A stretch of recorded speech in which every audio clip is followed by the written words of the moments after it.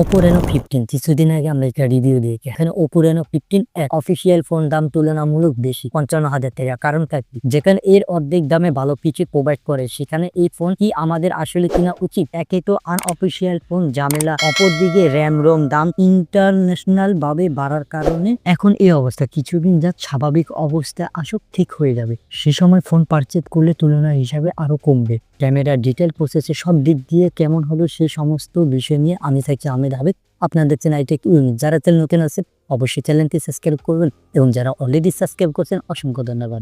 Oppo Reno 15 এর ডিজাইনের কিছু চেঞ্জ দেওয়া সবার ভালো লাগবে। ব্যাক সাইডে আলো করলে একরকম, সে কি কালার দেখবে 3-4টা কালার পাবেন, যা থিকনেস এদিক সেদিক হবে। 8.14 mm, অপরটি 8.27 mm থিকনেস। ফোনটির ওয়াইটে পার্থক্য থাকবে 195 থেকে 202 গ্রাম। IP60 816 ওয়াটার প্রুফ, পানি ছিটা ফোটা কিছু হবে না। 1.5 মিটার পর্যন্ত 30 মিনিট আন্ডার ওয়াটার ফটোগ্রাফার করতে পারবে। ডিসপ্লে সেকশনে আসলে 6.57 inch full HD plus AMOLED display পাবেন, যা 397 পিপিএ 1400 নিটস পর্যন্ত ব্রাইটনেস পাবে। বাট আউটডোরে প্যারা সম্মুখীন হবে, হেভি সানলাইটে স্মুথ হবে 120 হার্টজের জন্য। ডিসপ্লে চিন এরিয়া কিছুটা মোটা, সেলফি ক্যামেরা কাট আউট এর বড়। ইউটিউবে ফুল এইচডি প্লাস চলবে, যা resolution clear. Corning Gorilla glass plus protection পাবেন। ইন ডিসপ্লে ফিঙ্গারপ্রিন্ট অপটিক্যাল পাস কাজ করে এবং অ্যাকুরেট। ফোনটির রিয়ারে কিন্তু 3টি ক্যামেরা শোল্ডার পেয়ে যাবেন, যেখানে থাকছে 25 megapixel primary camera, 8 megapixel ultra wide, 2 megapixel micro camera. ছবি ভালো মানের পাবে, যদি প্রপার আলো আসে শার্পনেস বা ডিটেল ধরে রাখবে।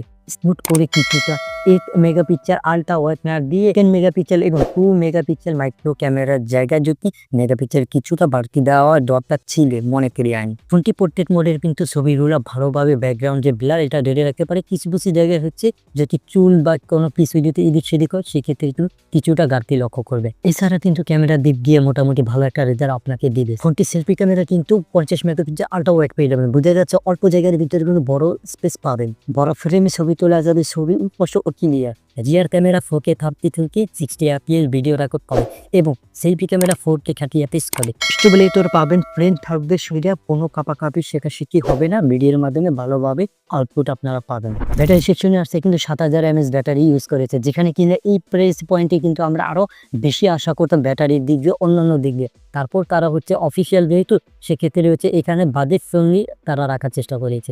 লং টাইমে একদিনের কাছাকাছি পেয়ে যাবেন। হেভি ইউজ করলে এডিটিং সময় আপনারা পাবে 1 থেকে 1.5 দিন এবং নর্মাল ইউজ করলে 2 দিনের কাছাকাছি পাবেন। 80 ওয়াট চার্জার পেয়ে যাবেন, যা ফাস্ট কাজ করে। 55 ওয়াট হচ্ছে ওয়্যারলেস চার্জার এবং 13.5 হচ্ছে রিভার্স চার্জার, মানে 13.5 ওয়াট হচ্ছে একটা রিভার্স চার্জার। ইমার্জেন্সি ক্ষেত্রে এই রিভার্স চার্জারের মাধ্যমে আপনার ফোনটি দিয়ে অন্য ফোনটি চার্জ করে নিতে পারেন শুধুমাত্র একটি কেবলের মাধ্যমে। মেমোরি সেকশনে আসলে 856 স্টোরেজ টাইপ UFS 3.01 এবং LPDDR4X অ্যাপ ওপেন করলে যে হবে পাস ও স্মুথ। হার্ডওয়্যার সেকশনে আসলে 5G ভেরিয়েন্ট তো পেয়ে যাবেন, তার সাথে হচ্ছে 2টি ন্যানো সিম ব্যবহার করতে পারবেন। ব্লুটুথ, ওয়াইফাই, NFC সহ যাবতীয় সেন্সর পাবেন, সবগুলো আপডেট। কালার OS 16 পেয়ে যাবেন, অ্যান্ড্রয়েড 16 পাবেন। আপডেট কতটুকু আসবে তা ক্লিয়ার না, তবে এখানে আপডেট আসবে। ফোনটি যদি ফাইনালি SSD অথবা যদি চিপসেটের কালার প্রিন্ট ব্যবহার করেছে, SSD কি দেখার বিষয়, কোয়ালকম স্ন্যাপড্রাগন 6 Gen 1 অর্থাৎ হবেন। এই প্রাইস পয়েন্টে আরো পাওয়ারফুল চিপসেট আশা করছিলাম, তবে ডে টু ডে লাইফে social media, camera, 2D 3D, free fire সব বারবারই